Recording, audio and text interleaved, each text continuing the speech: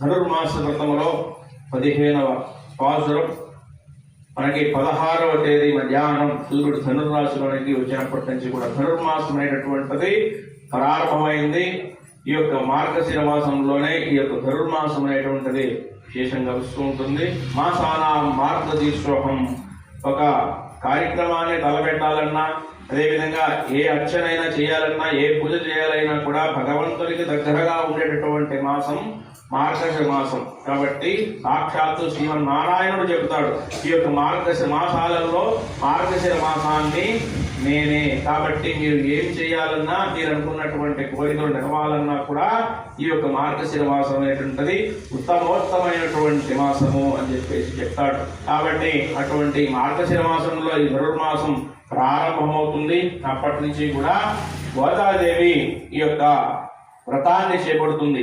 సాక్షాత్తు శ్రీమన్నారాయణుణ్ణి భక్తిగా పూజించి, ఆయన్ని ప్రేమించి, ఆయన్ని వశపరుచుకోవడం కోసమే, ఆయన్ని ప్రేమించి ఆయన వివాహం చేసుకోవాలనేటువంటి ఒక దృఢమైనటువంటి సంకల్పంతో పూర్వం ఏ విధంగా అయితే ఆ యొక్క శ్రీకృష్ణుడిని చేపట్టడానికి గోపికలు కాత్యాయని వ్రతాన్ని చేశారో, అదే విధమైనటువంటి ధనుర్మాస తిరుప్పావి వ్రతాన్ని చక్కగా చేసింది అనమాట. అంటే భక్తిగా మనం ఏ పూజ చేసినా కూడా అది భగవంతుడు తప్పకుండా నెరవేరుస్తాడు అనేటువంటి ఆకాంక్షతో ఆ రోజు గోదాదేవి ఈ యొక్క వ్రతాన్ని లోకమంతా కూడా బాగుండాలి అంటే, వర్షాలు బాగా పడాలి, పంటలు బాగా పండాలి, అదేవిధంగా అందరూ మనుషులంతా కూడా బాగుండాలి అనేటువంటి కరువులు రాకూడదు, కరువు కాటకాలు ఏమీ ఉండకూడదు అని చెప్పేసి ఆ యొక్క వ్రతాన్ని ఆమె చేయడమే కాకుండా తన చుట్టుపక్కల ఉన్నటువంటి వాళ్ళ యొక్క స్నేహితులందరికీ కూడా చెప్పి చేయించిందనమాట ఈ వ్రతాన్ని.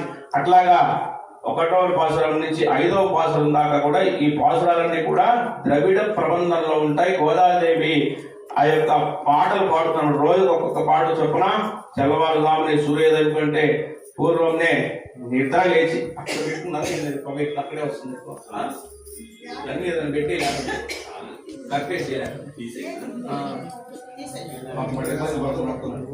ఎక్కడ ఉంది బయట పెట్టేసి